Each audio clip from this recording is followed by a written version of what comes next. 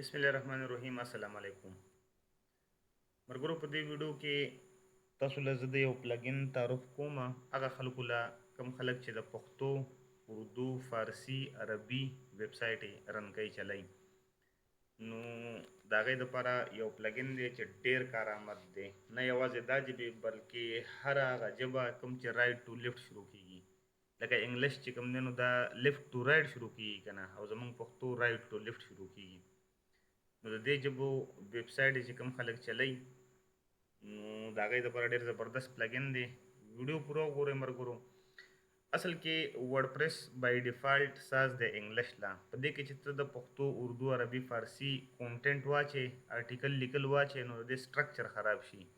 اوس کوم خلک چې کسټم ویب سایټ، کوډینګ ویب سایټ چلای هغې له خو به په دې کې څه مسله نه وي، خو چې کوم خلک په ورډپریس کې ویب سایټ چلای نو هغې همیشه د دې مسلې سره مخ وي. هغه مسله دا د ملګرو دا ګوره دا اوس د پښتو آرټیکل دی خو د دې سټرکچر ټول خراب دی. ولې چې دا الاین ټو لیفټ دی، د انګلیش سایټ ته دا الاین شوی دی.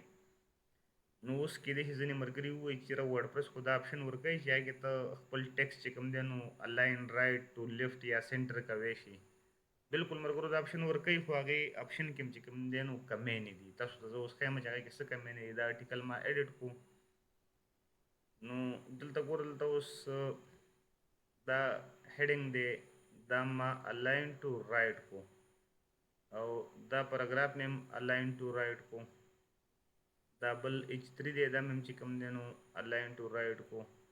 اوس دلته دا بولټس پوینټ دي دا نشي الاین کولی. ولې چې بولټس پوینټ ته بای ډیفالټ چې کوم ځای کې راغلل بس هغه ځای کې دي، دا ته نشي کولی چې دا الاین ټو رایټ کړي. دا به په دې صورت ته الاین ټو رایټ کې چې دا بولټ یې ختمې کړي. چې بولټ یې د ختمې کړې نو بیا دې هم چې کوم دی نو د آرټیکل هغه سټرکچر خراب کو. او د دې نه علاوه بله مسله پکې دا ده ګوره دا فول سټاپ چې کوم دی دا دې ځای کې پکارو، دلته د سنټنس په آخره کې پکارو، خو دا دلته راغلی دی. اوس که ته دا دې ځای نه کاپي کړي او دلته یې پیسټ کړي که نه دا به بیا هم دې ځای کې شو کېږي. دا دوه ټکي چې کوم دی دا د دې هیډینګ دې طرف ته پکارو. نو مطلب دا که ته هر څونه خواري وکړي خو ته خپل سټرکچر نشي ښایسته کولی.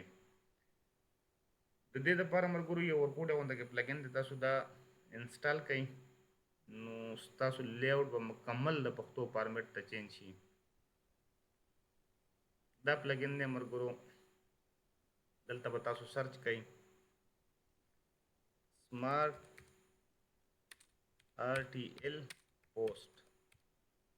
تاسو چې کله دا سرچ کړئ نو دا پلګین لا اوسه پورې نوی دی، دا به تاسو له لږ لاندې شروع کېږي. چې سر ریټینګ پرې راشي نو دا به خپله په خپل نوم باندې فرست پوزیشن ته راشي. دا پلګین دی ملګرو بای لقمان صافی. دا د الله په توفیق ستاسو ورور ساز کړی دی، یعنې ما ساز کړی دی. او د پلګین په خپل نوم باندې خو لا لاندې راځي، خو که تاسو دلته ولیکئ لقمان نو په لقمان باندې بالکل په فرست پوزیشن ښایي. دلته نه به دا پلګین انسټال او بیا اکټیویټ کړئ. که په پلګین هم خوښ شو نو پلګین باندې ریټینګ خامخا وکړئ. لږ غونته یې کړاو پکې دی، ورډپریس کې به اکاونټ سازئ خو دا کړاو تاسو زما دپاره کوی شئ. دا ګوره ملګرو دلته ما دا خپل آرټیکل ریفریش کړو که نه چې هغه پلګین پکې دلته راښکاره شي. اوس ورته ګوره دا آرټیکل ټول الاین لیفټ سایډ ته دی. ګوره دې ځای کې زمونږ د هغه پلګین په وجه آپشن راغی.